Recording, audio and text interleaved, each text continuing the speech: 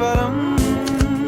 వీడుకోలు లేని తోడు అంది స్వాగతం ఈ క్షణం స్వయం వరం ఇవాళ సంబరం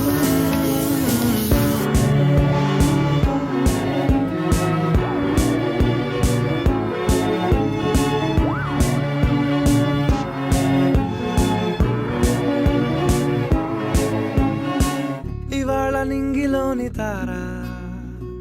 తళుక్కు మంది ఎదురుగారా